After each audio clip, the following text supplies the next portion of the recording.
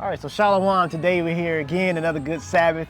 Same question applies, and with another good brother. Introduce yourself, sir. Dr. Sherman Green. Dr. Sherman Green. This is going to be a blessing right here, because this is what we call wisdom. According to the scriptures, we see this here, right. We know it's wisdom. All right, so today's question again, Doctor, will be what's better for us now? Traditional marriage and when you were young, mother, father, taking care of the responsibility of providing, guiding, and protecting, versus today, we call what we see progressively 50-50. There is no hierarchy. 50-50, pretty much you just come together and just do whatever you want to do. How you want to do it, rather, I should say. All right.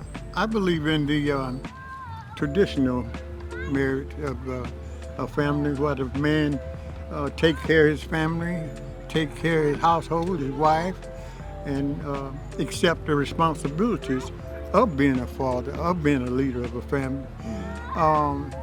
Nowadays, the children suffer for the way that they're doing things. I do 50 and you do 50, or I won't do nothing and you do it all. Yeah. So really who suffer is the children. Wow, that's deep. The children don't have nothing to do with this, but they the ones that suffer for it. Daddy won't take care of them. Mama have to work 2 jobs and have to neglect them because she's gone all the time. So it's no win for the children, and then we wonder why they get in much trouble as they get in. It's the lack of parenting, Right. So the traditional marriage that I grew up in, Daddy took care of his family. He accepted responsibility. Mama did her job. She raised us. She made sure that we did what we supposed to do.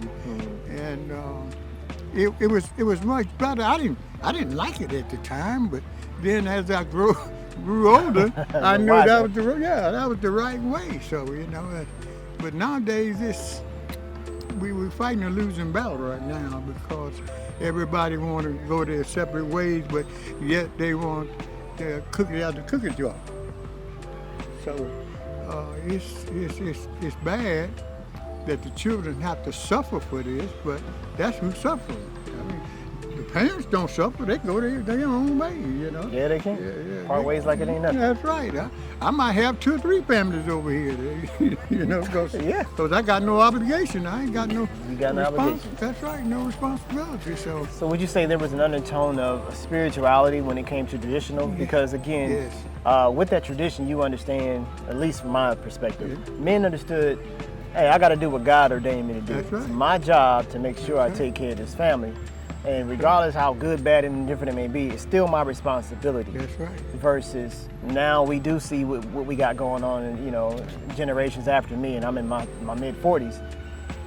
Basically, there's really no sense of submitting to a spiritual act. So morally, I could just be like, man, all right, we done. I'm good, I'm out. You do you, I do me. And, like you said, the kids definitely suffer. That's right. So what do you think was the reason why we see this separation as we see now when it comes to families?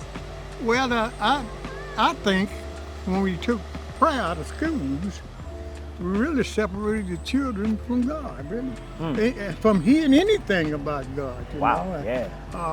We took prayer out of school, and we took the 10 Commandments out of school. Just anything. Anything revolving around God. Anything revolving around God, we took it out. We don't teach the children about that no more. And that's one of the things that hurt the children too. When I was a young man, my mama told me, all right, going out there and do it, God watching you. And I always be looking around seeing God. Right. Not only mama watching me, God watching me too. And the father of the family, the leader of the family, he knew what God expected of him. That's right. He expected him to be the father that he give that family to. So it's pretty bad now that we don't have no God in the schools. And that's where the children spend most of their time, in the school. In the school, yeah. So it's kind of bad, and we are not losing. They are losing. Thank you.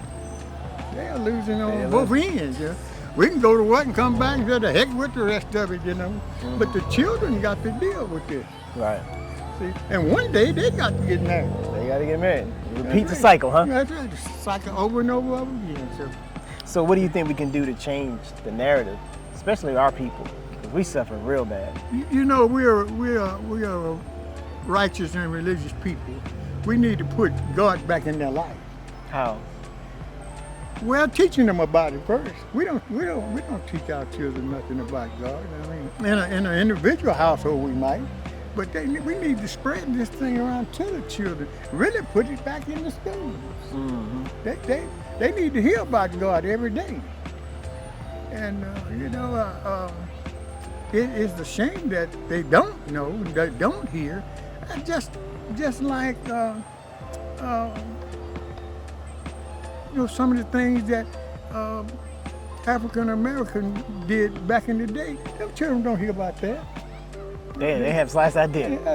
They don't know nothing about the inventions and all the good things that African American done.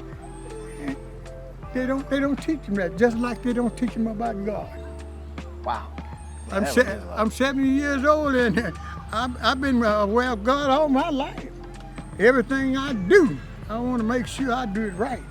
Because see, like I used to tell my wife, I'm more afraid of God than I am you. That's right. Well, God of anybody. Yeah. That's right. So we got to put it back. I feel like we got to put it back in the school and put it back in the life of the children. Because if we don't, we're gonna lose more and more and more of them. You can see how it's going now. Yes, sir. It's not gonna get no better unless you put the fear of God back in the children. The fear of God back in children. And that brings you to that point. You're saying that God, because right now you got a lot of laws and hey, let's take this out of school, and you can't push God on an individual. So I mean, I don't expect you to know everything, but how do you think we can work around that? Trying to put God back in it when you got rules and regulations. You got people nowadays who don't want nothing to do with God. Well, what else can we do? That's going to be a hard thing because you got people that is ruling and leading the world that don't believe in God. Oh, say it again.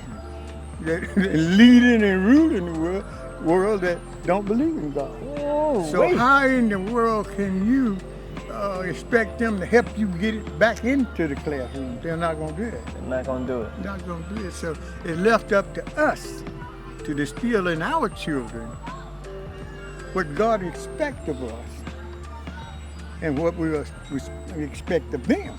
Yeah. I want them to know that I want the fear of God in you.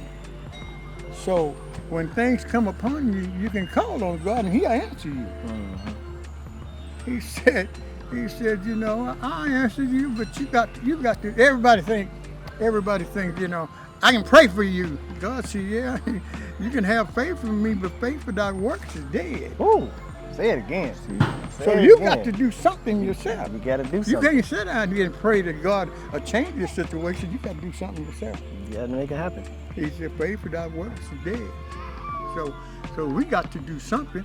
But for us looking to the leaders, they're not going to do it. Not going to do nothing. It's too much money. It's too much tradition with them to do it. So we're going to have to distill in our own children, our own generation of children, what God expected of them and what God would do for them if they did what God asked them to do. You labors, so y'all don't quit. I talk about these things like this because they dear to my heart. They dear to my heart. They dear to my heart. I love my people. Yeah, yes. And I just don't know what we need to do in order to fix it. I can tell you about the first part, taking prayer out of schools and all, and taking God out the schools and really taking it out the house. Hey, that's a big thing right there. Yeah. We take it out the house, where they gonna get it from? I don't know, 'cause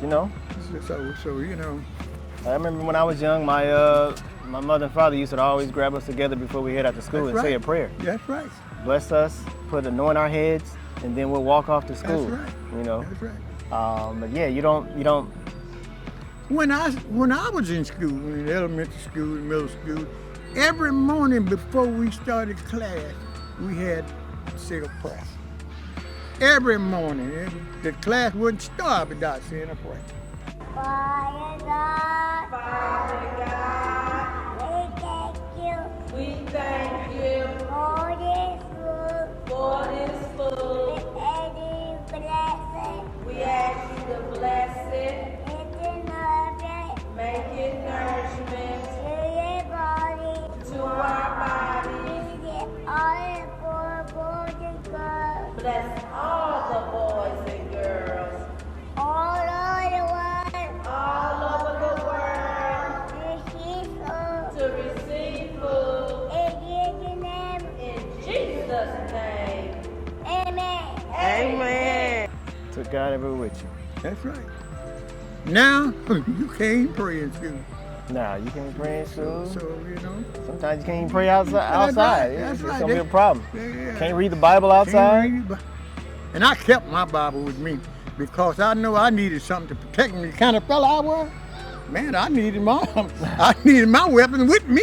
Oh, praise it. That sword got to go everywhere you go. That's right. I keep it with me too. That's right. I had to keep it with me.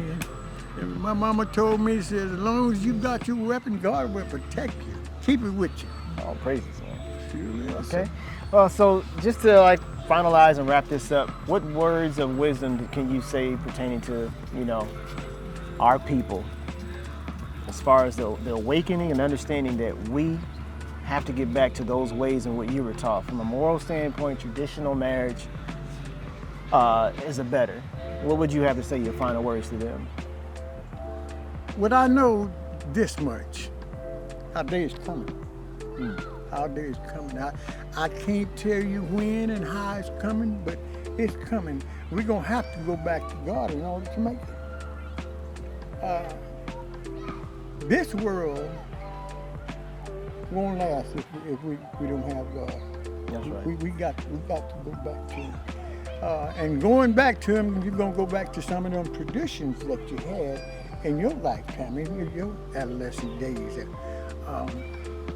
I would tell people to mention, and you ain't got to just beat it in your brain, mention God to your children.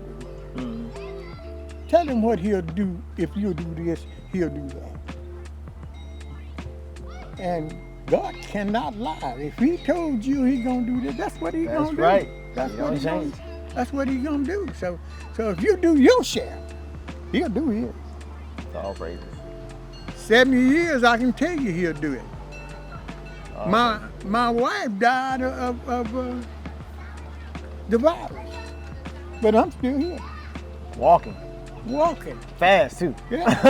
Fast walking. Yeah. 7 years old. Looking good out here. So I'm telling you now, some kind of way, we're going to have to get it to our men that we got to put God back in the house. Oh, praises. In our hearts and in our house. We're going to have to. In order to make it, in order to survive, to God get back, we're going to have God in our life. And that's just a must. I mean, that ain't no other way. The further you get away from God, the worse your life gets. I've seen that before. Oh, yeah. I got brothers and sisters just strayed away, and their life is just as ragged as a can of kraut. Can of what? Kraut, sauerkraut. Oh, my bad. Old vernacular words. I don't know. Okay. So that's the best. That's the best wisdom I can give you. Is we got to get God back in the house. Oh, we got to get Him back in our family, in our children, in our wife, in our husbands. We got to put Him back in there. You see how things went when you was a kid coming up? Totally different. It's the best time of my Daddy life. didn't make a lot of money, but look, you never missed a meal, did you? Never missed a meal. We had family dinners every day. I wonder how they did that. We make plenty of money these days and still struggling. Woo! Woo-hoo-hoo-hoo. Woo-hoo. That was that right there. That was nice. Still struggling. My daddy had 16 children. I ain't never missed a meal. Cause you can look at me and tell me I ain't never missed a meal. but that's what helped us. It was God in the house. Wow, man. It was God in the house. God took care of us because we did what we supposed to do. My. We honored God. We feared God. We loved God. And God took care of us. All praises.